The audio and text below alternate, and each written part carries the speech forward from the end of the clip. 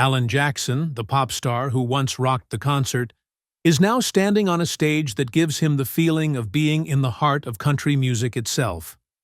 Hence, in one of the interviews, Alan was given a platform to share his story so that people could learn about his struggles and the problems he had recently been suffering from. Let's get in today's video to know why things aren't looking good for him.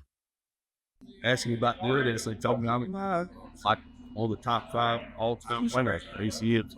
I didn't even know that. I was surprised. So long. And a fan gave me this shirt, and I just saw it in the closet before I came out here this weekend, and I grabbed it and said, I'm going to wear it with my song, Gone Country. As my life changed, then my priorities changed some too. Once you had children and, you're enjoying life, and I finally had a little money where I could enjoy, I didn't have anything. Alan's interview with NBC News felt overwhelming and almost surreal as he shared his story with host Jenna Bush Hager. It was a huge moment for him. Being invited as a guest on the show felt like a personal victory. For a country singer and songwriter like Alan, this platform was more than just a stage. It was a mountaintop. It carried the weight of history, legends, and music that had filled its space. In an emotional voice, Alan admitted it was hard to grasp how, each time he stepped on stage, his experiences came to life, and the audience was there to embrace and encourage him. Alan reflected on his journey, saying that if anyone had told him as a kid that he'd end up where he is today, he wouldn't have believed it for a second. It was as if he was posing riddles to the audience, showing how unexpected his path had been. He then opened up about his early life, growing up in a small town where the idea of being a performer seemed completely out of reach. There were no big concerts or music festivals in his hometown. Music was something people heard in church on Sundays, not something anyone considered a career option. He admitted that, back then, he didn't even know if he dared to become a singer. Alan had a different plan for his life, one that seemed more practical, but destiny had other ideas. In the end, destiny won, and Alan found himself on a path he never expected. Somehow, life led him toward music, and before he knew it, he was standing on stage, sharing his voice and his story with the world. His rise to fame felt like a twist of fate he could never have predicted. Alan was a person who had never craved attention or was never the guy who loved the spotlight. Even today, the songs matter most to him, not the fame. However, for him, being a singer-songwriter has always been about creating and telling stories that touch people. Apart from this, singing became his job over the years, and he set a daily routine for himself, which he would follow. However, every day and every night is not the same because there was darkness when all the fame and its burden hit the singer again. According to Alan, it's incredible how much music connects everyone worldwide, and especially country music, which has always been about life, love, heartache, joy, and pain. It is a type of genre where you sing about what you know and feel. That's why when Alan looked out and saw people crying during a song like Where Were You, or laughing and dancing to 5 o'clock somewhere, he already knew that they'd lived those moments. Hence, irrespective of his efforts, he claimed wholeheartedly that his music isn't just his anymore, but it's for his fans too. Then Alan went on to say that he didn't know it, but these songs helped shape many people's stories, and these moments mean more than words to him. He also said that Remember When is one song that seems to grow with time because it's about life and the stages we go through. While talking about that song, the realization hit him hard. He said, "You hear the part about little feet in the hallway? And now that you have kids, it hits differently, doesn't it?" Alan has been married for over 40 years and raised 3 kids, and with that, his life has stretched out in the music he has written. Every phase, every significant moment was a victory for him.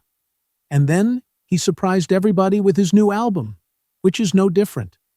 And it's unique to him because she wrote a song for his mom after she passed away. Moreover, there's another one for his daughter's wedding. He then recalled the cute little story about his daughter Maddie, who asked if he would write something for the father-daughter dance and told her he would try it. And at last, that song ended up being used at Maddie's wedding, and then at the wedding of his other daughter, Allie. Well, it's funny how life circles back like that. On one side, he was sharing his stories. On the other, his heart was filled. And he was composing himself to reveal something big that he had been struggling with, something that was hard to talk about. Moreover, he had kept it to himself for a while. But now he thinks it's time people know. It's time for people to know that things weren't looking good for Alan Jackson, and he knew that some of his fans had noticed. Then he threw a hook at the public and told them that if they had seen him lately, they would have probably wondered why Alan was stumbling or not moving like I used to. After that, with a burden on his heart, he opened up the truth that he had a condition called CMT. It's not new, but he hesitated to share it publicly. CMT stands for Charcot-Marie-Tooth disease, a neurological disorder, and Alan inherited it from his father. This disease affects the nerves and muscles, especially in the arms and legs. And over time, it gets worse, and while it doesn't kill the person who is suffering from it, nevertheless, it will eventually destroy my ability to move like he once did. Further, he said that he had been fighting it for years, but it's gotten worse recently. He also confessed that he is losing his balance, and it's becoming harder to keep up on stage. Moreover, he doesn't want people to think that he is drunk when they see him struggling up there, and it's not that. It's just this disease taking its toll. He wanted to share this because he owed it to his fans. Moreover, he doesn't want anyone to think he is fading out because he doesn't care anymore. It's this condition that's making things more complicated for him.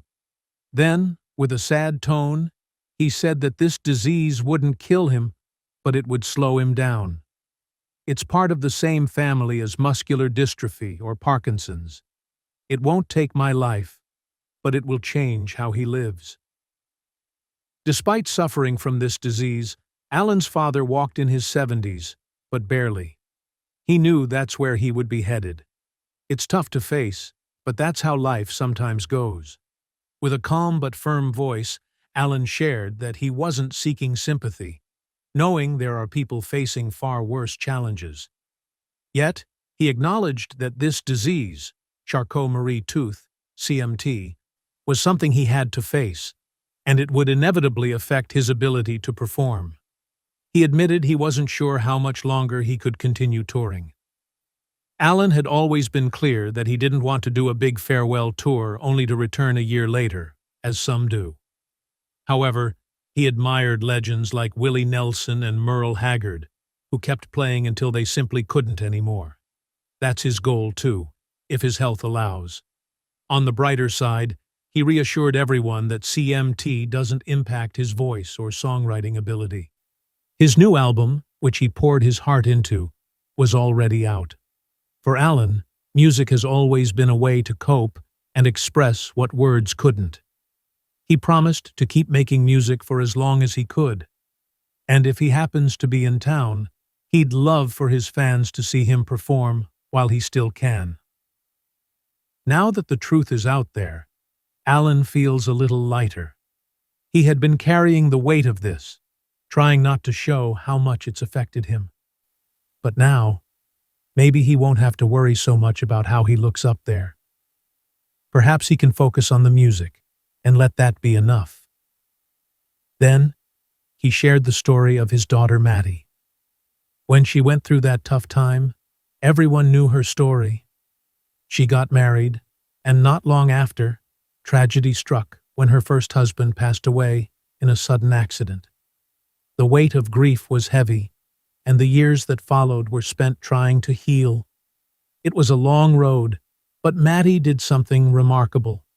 She poured her heart into writing, and the result was a beautiful book that spoke of faith and healing. One day, Maddie handed his father a piece of paper with some lyrics she had written.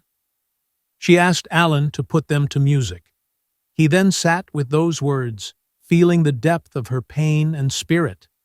And after that, he wrote a melody that captured the essence of the music. The song turned out to be something sweet, tender, and full of heart. That time in Alan's life was one of the hardest he has ever faced, because losing someone is never easy. But when it's your child going through the pain, it breaks you in ways you can't imagine. Being a parent, you want to fix everything, but there are some things you can't fix. Watching Maddie go through her healing journey, Alan realized how blessed he was, despite the heartache. Songwriting has always been a part of Alan's life, though he doesn't write every day like he used to. Ideas come, and he puts them down when they do. The best songs, he thinks, come from those deep emotions, whether they're born out of joy or sorrow. Then he further described the time when his wife was diagnosed with cancer. It was like the ground fell out from under me. Hearing that word, cancer, shakes anyone to their core. At that time, he wrote a song during that time, one that just flowed out of him like the words had been waiting to be spoken. Thankfully, Alan's wife made it through. Now, she's as healthy as ever. But those days, those moments, they stay with him. Now, they have been married for over 40 years, and looking back, Alan is proud of what he has endured. The ups and downs, the heartache, and the joy. It's all part of what makes Alan and the family who they are. On the other hand, when Alan's mom passed, he stepped back from music. Maddie's loss and his grief were too much to carry, and he didn't feel like writing for a long time. But eventually, the songs came again. This latest album felt personal, like the result of all those quiet years. He didn't set out to write something profound, but the emotions were there, and they found their way into the music. This album has more of that old country feel, at least to him. He didn't have to worry about radio play or fitting into some mold. He just wrote what felt true. He said that music has always been a part of him, but it doesn't hold the same weight it used to. When you're starting, chasing success, it consumes the star. But life changes, and priorities shift. Now, Alan writes for the love of it, not for the awards or the recognition. He has been blessed with many awards over the years, but that's not what matters to him. What matters are the songs, the stories they tell, the memories they hold. Then Alan narrated, "These days, I feel like real country music is fading away. It's not in the mainstream like it once was. The instruments, the soul, it's just not the same. I'm not bitter, just a little sad. Country music is part of the American heart, and I miss its sound. Some young artists feel the same but don't get the same shot. The radio doesn't play that kind of music, and it feels like something important is slipping through our fingers. But music evolves, and that's just how it goes. It changes with the times. But for Alan, country music will always be about that pure, honest sound that comes from the heart. It's hard to watch something that you love slowly fade away. When Alan listens to country music now, he feels like the natural sound that tells stories carries emotion and feels like home. Might just be slipping through our fingers. Sure, there are still some good songs on the radio, but the heart of it, the soul that made the country what it was, feels like it's getting lost. And that worries him. Alan said he didn't want to wake up one day and realize it had disappeared completely. It's not just music, it's a piece of our history. Then the host asked Alan a question. Denise and you have been married for 40 years now, and that's no small feat, especially with the kind of life he leads, being on the road so much. How do you manage to hold on to each other through it all? He answered, honestly. Later in the conversation, Denise joined in and added with a sigh, we take each day as it comes. It hasn't always been easy. We've had our share of ups and downs, and at one point, we even briefly separated about 25 years ago. But we made a promise when we got married. through thick and thin, and we've done our best to keep that. We've had more good than bad, and that's what we hold on to. That promise has carried them through some dark times. Denise had her battle with cancer. That must have been a challenging chapter for both of you. It was, Alan says, his voice heavy with the memory. We never saw it coming. She was 50, healthy, and never even caught a cold. I always thought if anyone would get sick, it'd be me. But when she got cancer, it hit us like a ton of bricks. We were scared, really scared. But the treatments worked, and she's tougher than ever now. Denise nods, smiling softly. I'm 10 years out now. It was my faith that kept me going. You hear that word, cancer, and your world stops. But you find strength in places you didn't know existed. Alan wrote a song that captured his fears and emotions about what could have been. Have you listened to it lately? Denise shakes her head. No, not in a long time. It's called When I Saw You Leaving in My Mind. It's about what he imagined it would feel like if I had left this world. Even now, thinking about it makes me tear up. Now you both sit here, 10 years later, after 40 years of marriage, and Alan's facing his battle. How are you handling it? We lift each other, Denise says. When I'm down, he picks me up, and I do the same for him when he's struggling. Life hasn't been easy. My brother's suicide, cancer, our separation, and 3 years ago, the loss of our son-in-law. But we're still standing, still holding each other up. And through all that pain, we've had so much joy. We've lived a life we never dreamed of. It's clear that even in their darkest moments, there's been light. We've had a fairy tale life, she says, her voice soft but steady. Our dads were blue-collar workers. We never imagined we'd live the life we have, much less for Alan to touch so many hearts with his music. Alan's career has undoubtedly left a spot, and Denise's faith has been a guiding force. Their daughter Maddie has inherited that strength, using her trials to comfort others.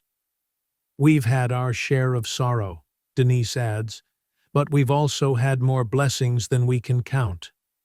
Today they recall Alan's induction into the Hall of Fame. I'll never forget that night, Denise says, her eyes lighting up. We put together this beautiful book of pictures from the evening. Our kids signed it, and I wrote, "Babe, you're in the hall." It's surreal to think his bronze plaque will be there forever for our children, grandchildren, and even great-grandchildren to see. Did you ever imagine this life when you were just kids, falling in love? Denise laughed softly. We were 16 and 17, just kids. We had no idea what we were doing when we moved to Nashville. We didn't know enough to be scared. Looking back, it feels like a miracle, but it's God's hand in everything. When you see him perform now, do you still feel like that teenager, watching him in awe? Denise's eyes sparkle. I do. Sitting in those huge arenas, looking around and seeing 90-year-old grandmothers, daughters, and granddaughters, it's hard to believe he can connect with so many generations simultaneously. As for Alan, his music speaks for itself. He's never been one for big stage antics, preferring to let his songs do the talking. I just walk out there and sing, he says. The songs, they're what matter. That's all I've ever cared about. Denise pauses for a moment, reflecting. My favorite song of his? That's hard. I'd Love You All Over Again, the one he wrote for our 10th anniversary. Remember When, though, that one is special. It takes us from before we were married to now, sitting in rocking chairs together. It's the story of our life. And what a life it's been, full of love, loss, and everything. Denise says, we've had our heartaches, but we've also had a life more beautiful than we ever dreamed. For that, we're thankful. In a family where CMT had been a generational trauma, Alan proved that we can fairly succeed in our problems. Now, in the comment section, what would you do if you were to be replaced by Alan?